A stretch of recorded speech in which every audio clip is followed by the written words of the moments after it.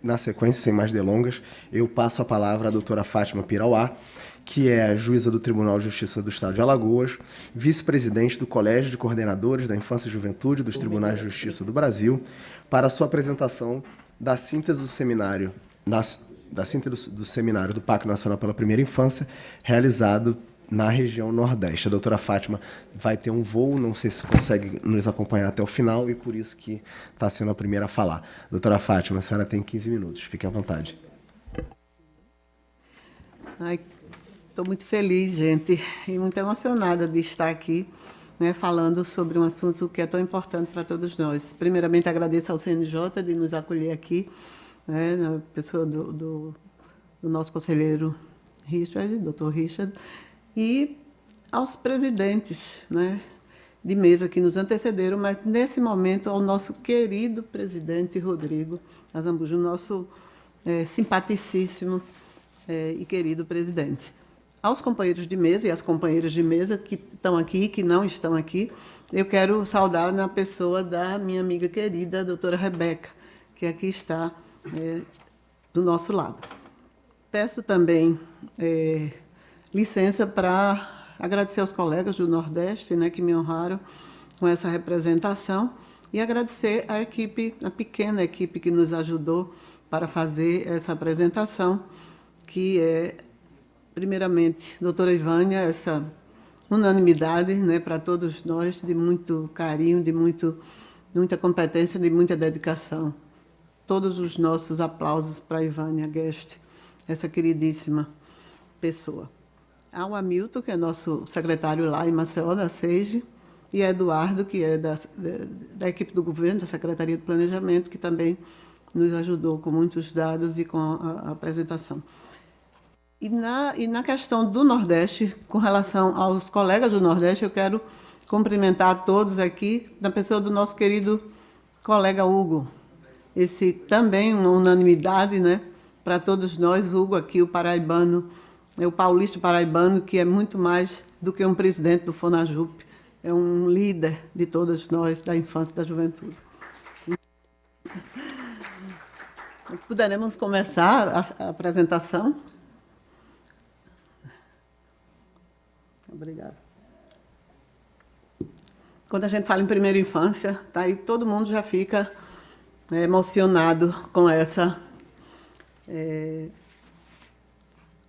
com esse termo, né, que cientificamente foi descoberto, e a gente precisa respeitar a ciência, e nessa questão da primeira infância é fundamental, e quem tem a minha idade, que não teve, na época em que tinha filhos pequenos, não teve esse conhecimento científico, da importância do cuidado nessa fase, eu acho que a gente agora tem que se redimir, né, de não ter tido esse conhecimento e de fazer para essas crianças de hoje, para vocês que têm filhos nessa idade, para quem tem netos nessa idade, e eu nem mais netos nessa idade tenho, já estão maiores, mas eu conclamo a todos e a todas que nos ouvem, para que a gente seja defensor, advogado, juiz, promotor, todo mundo, pai, mãe, técnicos, todos nós sejamos os grandes artífices desse pacto sair do papel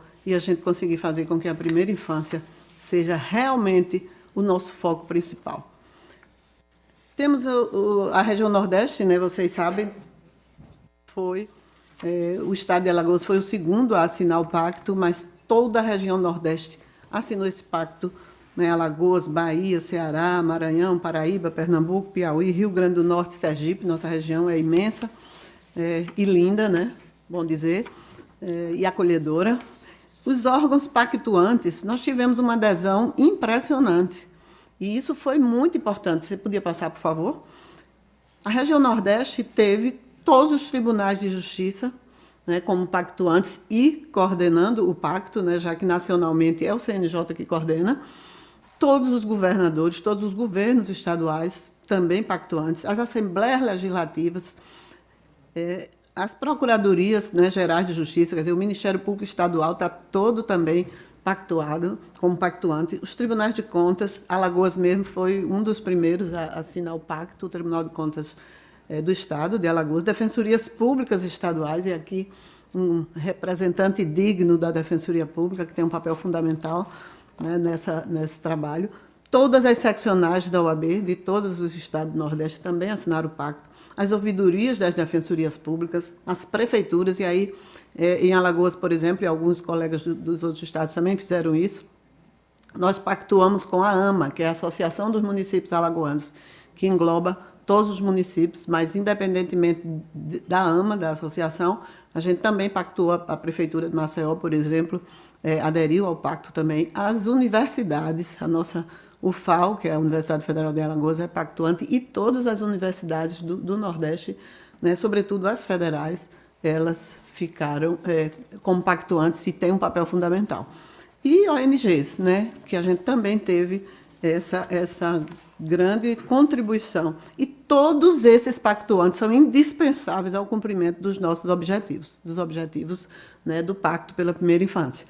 Então, o seminário, que foi assim um marco, né, nosso seminário, Ivânia deve estar muito bem lembrada, teve um público, né, muito bom e muito participativo. Nós tivemos, né, muitas inscrições, está tudo aí, eu não vou precisar ler, até porque eu estou aqui já com medo do meu presidente me cortar, então eu tenho que correr um pouco. Onde é que eu poderia ver de vez em quando, assim, quantos minutos eu já falei? Que eu falo demais, né? Então, tá ali em cima, doutora Fátima, começando, ali ai meu Deus, 8h58 já? Cruz, credo. Então, o evento contou, né, com a presença do presidente do Supremo, do Ministério do Fluxo, diversas autoridades, e tivemos, assim, 94 instituições que se somaram a esse pacto e foram essenciais nesse pontapé inicial, que foi esse seminário do pacto. Foram temas importantíssimos debatidos, subregistro de nascimento, o direito à convivência familiar, os planos pela primeira infância dos estados e do município, que isso nós estamos, né, ainda cobrando, porque vocês sabem que a pandemia nos deu um prejuízo muito grande com relação a isso. Financiamento e a intersetorialidade para as políticas públicas. Gente, a intersetorialidade, quem trabalha numa vara de infância sabe como é importante essa intersetorialidade de todos os entes, toda a rede de proteção, todas as secretarias, sejam estaduais, sejam municipais, conversarem. Não tem condição de se fazer ações isoladas. Educação, saúde, assistência social, tem que estar todo mundo junto. A rede de proteção precisa desse conversar para que essa criança seja realmente o nosso foco e possamos fazer o que temos o dever de fazer por elas. A questão da Covid, primeira infância em tempos de Covid, isso foi um desafio imenso, né? Eu vou daqui a pouco falar bem rapidinho sobre isso, que a gente precisou fazer enquanto juíza da infância. Qualquer um de nós que atua na área da infância sabe como foi difícil esse período, né? A Defensoria também, como foi difícil esse período de pandemia. Segurança alimentar e a nutrição na primeira infância, né? Se a gente sabe que o cérebro da criança está se formando, na sua grande maioria, nesse período, até os 6 anos, se não estiver bem alimentada, já vai ser um imenso prejuízo, né, para o desenvolvimento e para a formação dessa criança. A educação infantil, a ampliação desse acesso à educação infantil com qualidade e a valorização da parentalidade, né, no desenvolvimento infantil. Fortalecimento desses vínculos, né, o apoio à família, que a gente precisa muito dar a conhecer, informar essas famílias de que elas têm, né, o dever de cuidar dessa criança e como cuidar. Isso é de grande importância e a gente sabe que muitas pessoas não têm esse conhecimento. Eu gostaria que passasse para o próximo, por favor. Então, nesse seminário, nesse workshop, o panorama do aprisionamento de mulheres que são mães no Brasil também foi uma questão assim, muito difícil, né? A gente sabe das dificuldades e que a gente precisa muito focar nessas crianças que são filhas dessas mães e que precisam ter esse contato, que não podem perder essa parentalidade assim, de uma forma brusca, que muitas vezes acontece. E aí os colegas das áreas criminais, né, tanto juiz, defensor, promotor, precisa ter esse olhar diferenciado quando é presa a mulher que tem filhos pequenos. Por favor. E aí nós temos... desculpa, por favor, é essa agora, sim. Alguns destaques e indicações que foram feitos nos workshops. Eu acho que vocês estão vendo, né, estão lendo tudo que a gente está visualizando aí, mas eu preciso dizer que a gente, dentre todos esses, são inúmeros obstáculos, né, que a gente ainda tem, que a gente ainda precisa ultrapassar, e esse que eu acabei de falar da intersetorialidade é um deles que a gente sente no dia a dia do nosso trabalho. Em todo o Brasil, essa rede de proteção e essas secretarias precisam estar muito presentes e muito engajadas nessa defesa dos cuidados com a primeira infância. Por quê? Porque hoje a gente tem uma judicialização muito grande, intensa, da saúde e algumas questões também da educação. Eu não sei se isso acontece em todos os estados, em alguns do Nordeste eu conversei, acontece, mas em Alagoas isso ainda, as questões de saúde ainda vão para a vara da infância. E é muito difícil lidar com isso, porque a gente vê pedidos os mais diversos, de consulta, de exame, de cirurgia, de aquelas terapias multidisciplinares para os autistas e por aí vai. Então, assim, é importantíssimo. Na questão da educação, é a parte da creche, muito mais, e do auxiliar de sala. Então, tudo isso precisa ser trabalhado e os gestores precisam ter essa consciência da necessidade de resolver essas situações. Essas ações para fortalecer o nosso sistema, para que a gente possa, junto com os gestores e todo o sistema, a gente fazer que as políticas públicas realmente funcionem nessa área da primeira infância. Você pode passar, por favor? Eu acho que isso, sensibilização de gestor e de todos que trabalham na área da infância é primordial para que isso aconteça. Então, a gente tem aqui um diagnóstico, né, do observatório, né, do Observatório de Marco Legal da Primeira Infância, que a gente sabendo, né, do que existe, do diagnóstico, a gente tem como fazer a política, né? Então, é importantíssimo, eu vou passar, por favor, para outra, para que a gente veja, isso vai ser depois disponibilizado para vocês, é importante que a gente veja esses indicadores dos cuidados domésticos, da estimativa do subregistro, né? E principalmente na questão de não ter o pai no registro. Nesse ponto, nós temos um programa excelente em Alagoas, eu falarei rapidamente depois.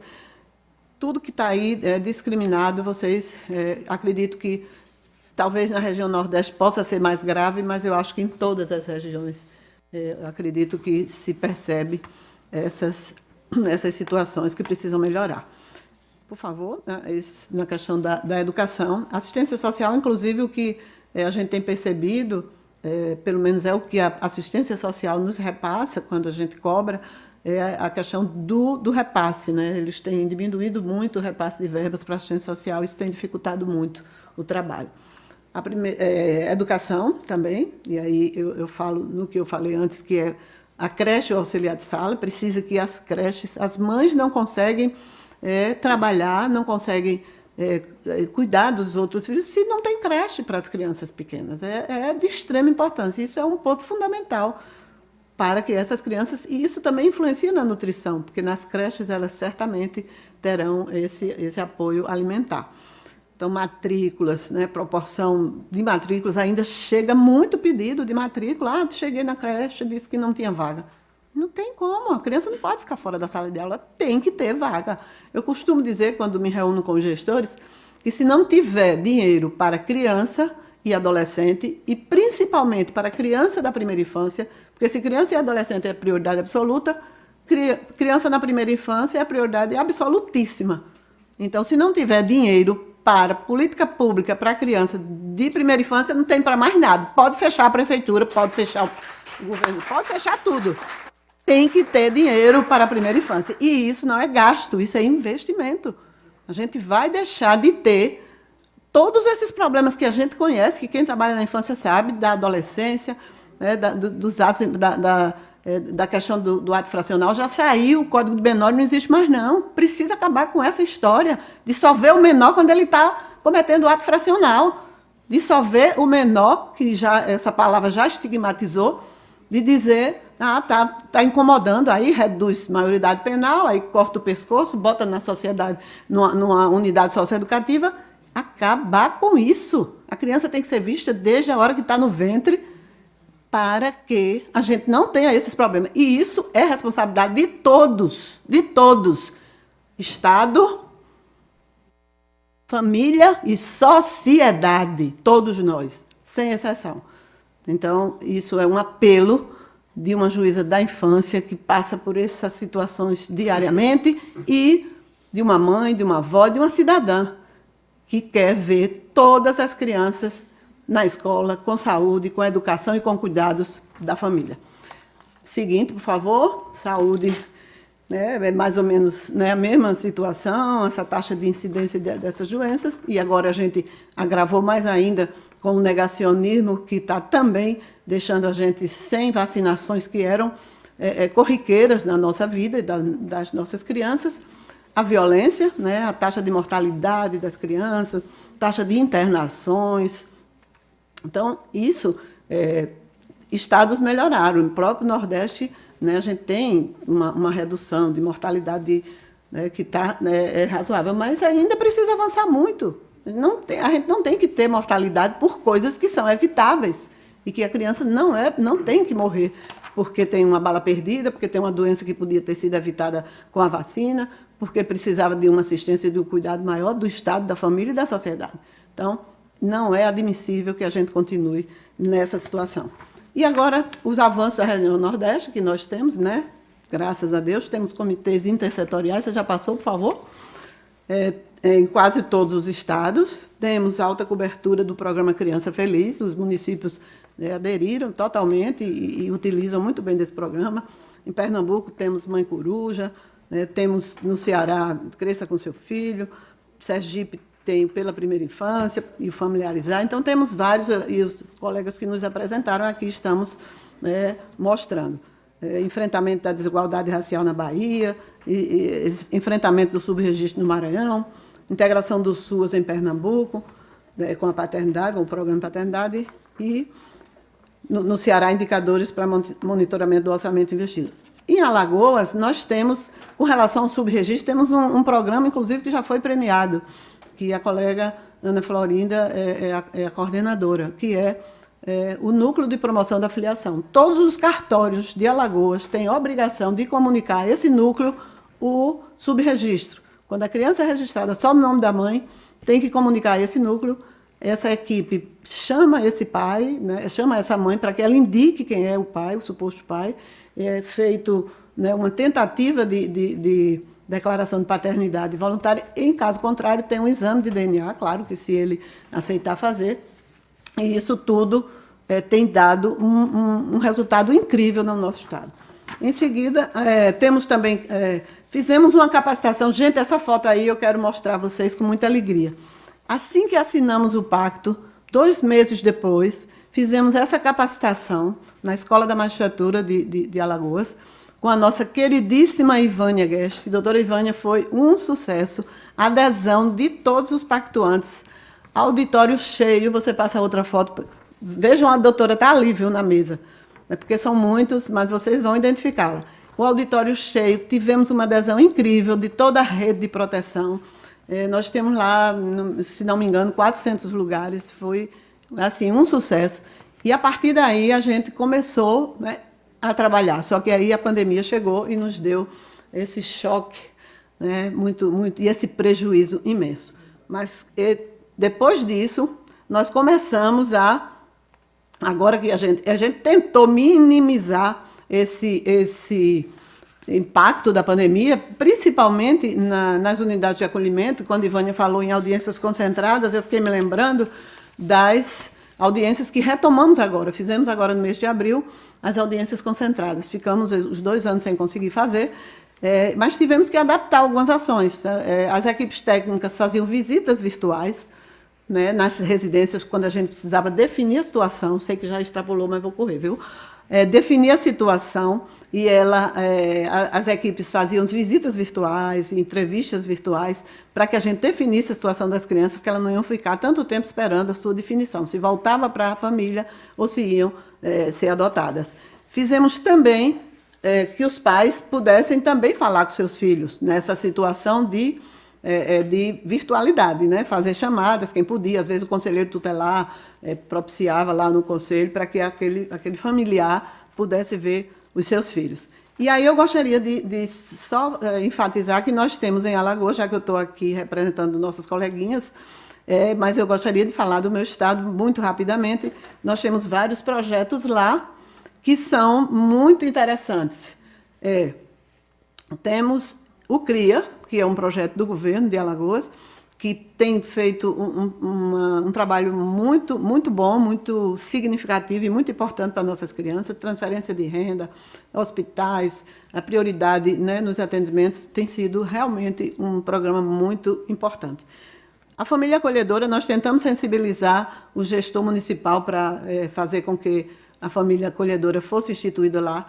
Isso demorou um pouco e o Ministério Público entrou com a ação civil pública e agora as coisas já estão clareando, já nós teremos em Maceió família acolhedora. E o Mãe Consciente, núcleo de promoção da filiação, eu já falei naquele momento, e o Mãe Consciente, que é a entrega legal. Foi muito, a gente tem feito uma campanha com pessoas da maternidade, todos os agentes de saúde, todas as pessoas que lidam com a gestante ou com a mulher que acabou de parir, e a gente tem conseguido sensibilizar e mostrar a essa mãe que ela será recebida com muito carinho, com muito cuidado, sem nenhum constrangimento, sem nenhum julgamento, que não é crime entregar a criança à vara da infância, crime é abandonar, é maltratar, é negligenciar. Então, estamos tendo, graças a Deus, inclusive nessas audiências concentradas que eu fiz esse mês, eu tive algumas mães que chegaram na audiência e fizeram a entrega voluntária, além das que vão diretamente na vara, ou são levadas pelo Conselho Tutelar, pelo CREAS, tem evoluído e a gente tem diminuído, porque nosso índice de adoções em tudo persona ainda é alto, mas temos conseguido diminuir um pouco com essa conscientização e agora estamos indo para as comunidades, para que a gente chegue até a própria mãe, porque muitas vezes ela não fica sabendo disso através, né, dos órgãos de saúde. Então, eu acredito que a gente já vai fechando aqui e dizendo que agora, com esse retorno de atividades presenciais, que estamos aqui, ainda meio amedrontadas, mas já muito confiantes, nós fizemos uma reunião com o presidente do tribunal e tivemos apoio total de todos os pactuantes, né? A gente fez uma reunião com o tribunal, que é o coordenador, e os pactuantes, para esse retorno. Em seguida, fizemos uma reunião na CEPLAG, que é a nossa Secretaria de Planejamento, já com o nosso grupo de trabalho, porque cada pactuante indicou uma pessoa para estar nesse grupo de trabalho, e depois fizemos uma reunião com a AMA, que é a Associação dos Municípios, para que os prefeitos entendam a importância deles terem os PPAs, né, nos mandarem os PPAs, para que a gente possa analisar. Porque não adianta fazer uma política solta, uma vez na vida. Tem que ser algo sistemático, que passa o governo, passa o gestor, política de governo, né? E passa o gestor, mas a política fica. É isso que precisa ser feito, é isso que precisa entrar na cabeça de todos que lidam com a infância e de todos que são gestores e que têm essa imensa responsabilidade. Então, acredito que contemplei. Agora eu queria finalmente agradecer. Sim, as fotos aí vocês já viram do nosso seminário, eu estou ali também, né? Gostaria agora de agradecer, finalizando, né, não se assustem, agora eu finalizo mesmo, presidente, que eu agradeço, né, claro, ao meu tribunal, que me propiciou estar aqui, não como o da colega, trazendo toda a equipe, mas pelo menos me propiciou essa vinda. Estou aqui muito feliz junto com vocês. Que o nosso presidente hoje, excepcionalmente, está como governador do Estado, porque lá, né, o governador se afastou e não há vice, então ele ficou assumindo, mas o vice-presidente, então, o desembargador Clever, que é o presidente, está no governo do Estado, e o vice-presidente, desembargador Zé Carlos, autorizou minha vinda, né, com muita satisfação. E eu também quero agradecer a nossa coordenadora da Frente Parlamentar, né, pela Primeira Infância, na região Nordeste, que é a deputada federal Tereza Nelma, é alagoana, e nos dá um apoio incrível. Inclusive, tem aqui a representante dela, que é assessora, chefe de gabinete, que é a Adriana, que está sempre nos apoiando e nos trazendo todas as informações também do Nordeste e nos dando esse feedback de todas as ações que os colegas do Nordeste conseguem implementar. Então, agradeço imensamente a todas e a todos pela compreensão, né, e pela paciência de me ouvir, mas quero dizer a vocês, temos que cuidar das nossas crianças. Quem chega no abrigo e vê uma criança perguntar, antes perguntava tia, hoje pergunta vovó, quando é que você vai me dar uma família? Eu quero uma família, eu preciso de uma família. E eu pergunto, que família você quer? Porque hoje a gente sabe que para a adoção, né, temos famílias diversas, de uma pessoa só, de um pai e de uma mãe, de 2 papais e de 2 mamães. E eu faço essa pergunta, né, com muita delicadeza. Acreditem, 99,9% responde, eu quero uma família que cuide de mim. Então, esse é o perfil de família que as nossas crianças querem e que tem direito, e que é um direito delas e que nós precisamos garantir. Então, sejamos nós os garantidores desse direito das nossas crianças.